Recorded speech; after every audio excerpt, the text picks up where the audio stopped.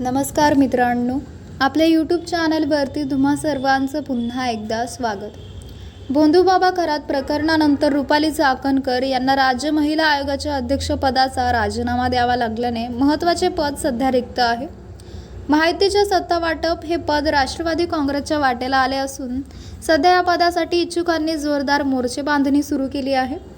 मात्र राष्ट्रवादीच्या वरिष्ठ नेत्यांकडून या पदासाठी एखाद्या आयात महिला नेत्याची वर्णी लागण्याची दाट शक्यता वर्तवली जात असल्याने पक्षातीलच निष्ठावंत इच्छुकांचा मोठा अपेक्षाभंग होण्याची चिन्ह आहेत. या पदासाठी आतापर्यंत सामाजिक कार्यकर्त्या प्रतीक्षा शिंदे, डॉक्टर ज्योती मेटे, मीरा बोरणकर आणि सुनेत्रा पवार यांच्या निकटवर्तीय वैशाली मोठे यांचे नाव चर्चेत होते.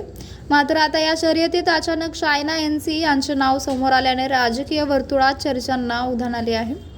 सध्या शिवसेनेत असलेल्या शायना एनसी यांनी अलीकडेच उपमुख्यमंत्री सुनेत्रा पवार यांच्या देवगिरी या शासकीय निवासस्थानी भेट घेतल्याचे समजते. या भेटीनंतर शायना एनसी राष्ट्रवादीत प्रवेश करणार असल्याची आणि त्यांनाच महिला आयोगाचे अध्यक्षपद दिले जाणार असल्याची चर्चा रंगली आहे. दुसरीकडे राष्ट्रवादीच्या महिला अध्यक्षपदासाठी आणि आयोगासाठी वैशाली नागवडे, रुपाली ठोंबरे, प्रेरणा बलकावटे, सुरेखा ठाकरे आणि राजलक्ष्मी भोसले यांचीही नावे चर्चेत आहेत.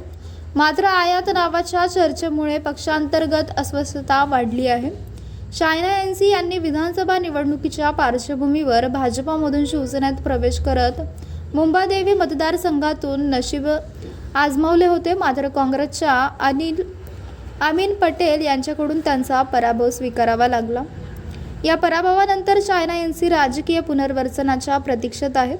त्यांनी यापूर्वी राज्यसभा आणि विधान परिषदेसाठीही मोठे प्रयत्न केले होते. मात्र दोन्ही ठिकाणी त्यांना संधी मिळाली नाही. विधान परिषदेसाठी मुख्यमंत्री एकनाथ शिंदे यांनी ज्योती वाघमारे यांच्या नावावर शिक्कामोर्तब केल्याने शायना एनसी नाराज असल्याची चर्चा होती. आता महिला आयोगाच्या माध्यमातून त्यांचे पुनर्वसन होणार का आणि राष्ट्रवादीतील इतर इच्छुकांना डावलले जाणार का याकडे सर्वांचे लक्ष लागले असून लवकरच याबाबतचा अंतिम निर्णय सुनेत्रा पवार घेणार असल्याचीही माहिती आहे. तर मित्रांनो, आपल्याला काय वाटते? आपली प्रतिक्रिया आम्हाला कमेंट बॉक्सच्या माध्यमातून नक्कीच कळवा.